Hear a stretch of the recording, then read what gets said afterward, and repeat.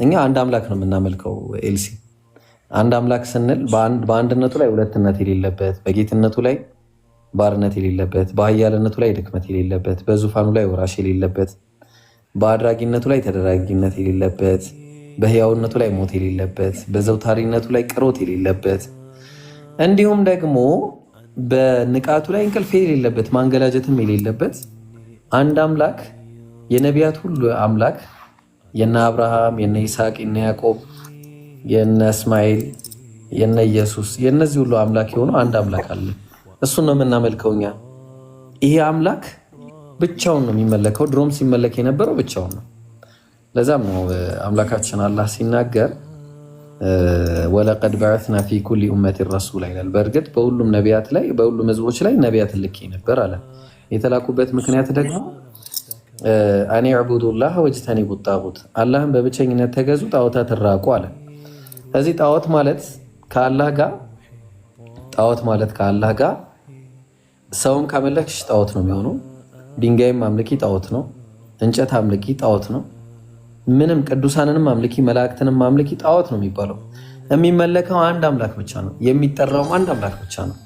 ለዛ ነው አላህ ምን አለ? ቁል ሁወላሁ አሐድ፣ በልሱ አላህ አንድ ነው አለ። በቃ ሁለተኛ የሌለው ማለት ነው። አላሁ ሰመድ፣ አላህ የሁሉ መጠጊያ ነው። ለሁሉም እሱ ወደ ማንም አይጠቀም፣ ወደ ማንም አይፈልግም። ለም የሊድ አልወለደም፣ ወለም ይውለድ አልተወለደም። ለሱ ወለም የኩን ለሁ ኩፉወን አሐድ፣ አምሳያም ቢጤም የለውም። በቃ እሱ የዓለማት ፈጣሪ ነው። በመካከላቸው ያለውን ሁሉ ነገር የፈጠረ አምላክ ነው። በቃ ስለዚህ ይህንን ነው እኛ የምናመልከው። ስለዚህ ይህንን አምላክ ስናመልክ ግን እኛ በወንጌል እናምናለን። ታውቂያለሽ ኤልሲ በወንጌል እንደምናምን እኛ ሙስሊሞች በማርያም ከድንግልና ኢየሱስ ድንግል ሆና ማርያም እንደወለደችው እንደምናምን ታውቂያለሽ? እኛም በወንጌል እናምናለን። ወንጌል ሲባል አምላካችን አላህ ለኢየሱስ የሰጠው መጽሐፍ፣ ያ ወንጌል ብስራት ይባላል።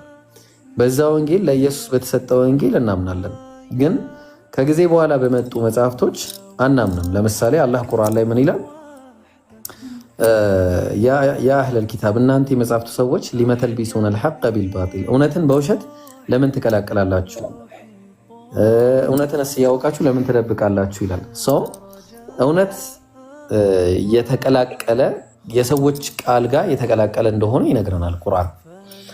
እኛ ምናምነው ለማርቆስ የተሰጠ ወንጌል ሳይሆን፣ ለዮሐንስ ለነ ማቴዎስ የተሰጠ ሳይሆን ለኢየሱስ የተሰጠ ወንጌል አለ። በዛ ወንጌል ነው እኛ ምናምነው ኤልሲ። በአጭሩ በወንጌል እናምናለን፣ በቶራም እናምናለን።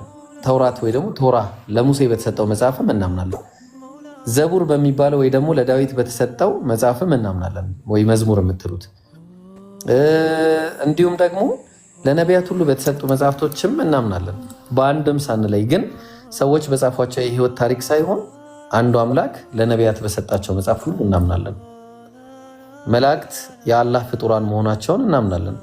ስለዚህ አላህ በሚወስነው ውሳኔም እናምናለን። ለምሳሌ አንቺ ሴት ሆነሽ መወለድ የአንቺ ፍላጎት ሳይሆን የአምላክ ፍላጎት ነው አይደለ?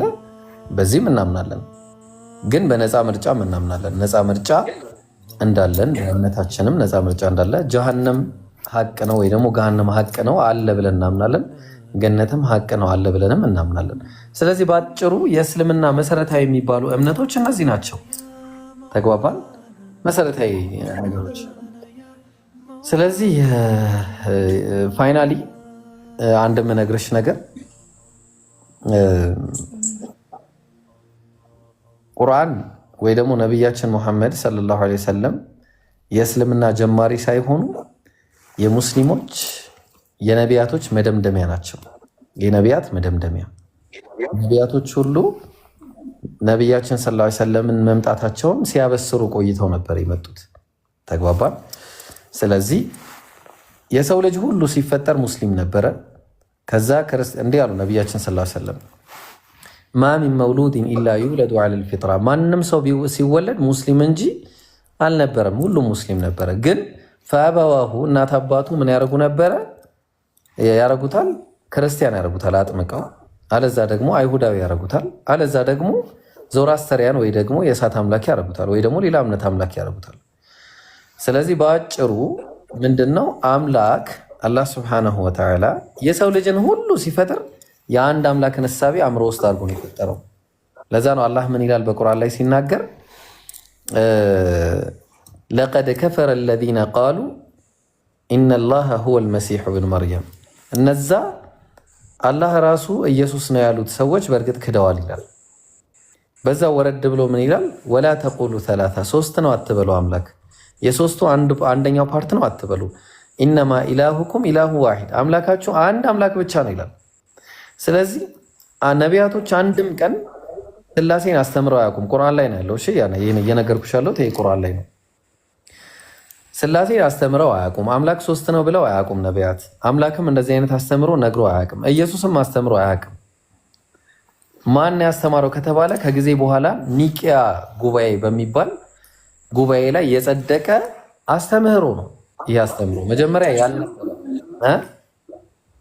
ማለት ብናውቅ እኮ አይጎዳንም። የምንስማው ችግር ውጭ እያሉኝ ነው እኮ ያቸው እነሱ ያ ኦፍ ኮርስ ካልተመቸሽ እኮ በዚህ ትሰሚዋለሽ፣ ከዛ በዚህ ታፈሽዋለሽ አይደለ? ማውቃችሁ ደግሞ መጥፎ አይደለም።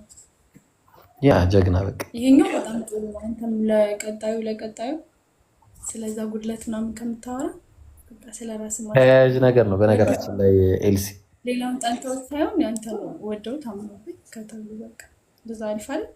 አዎ አሪፍ ነው። ግን አላህ ምን ይላል መሰለሽ ቁርአን ላይ ሲናገር ፈወይሉን ሊለዚነ የክቱቡነ አልኪታበ ቢአይዲሂም፣ ለነዛ በእጆቻቸው መጽሐፍን ጽፈው አለ ثم يقولون هذا من عند الله አለ፣ ይሄ መጽሐፍም ከአላህ ዘንድ ነው ለሚሉ ወየሁላቸው አለ። ወየሁላቸው እና ምን ጻፉ ነው አሁን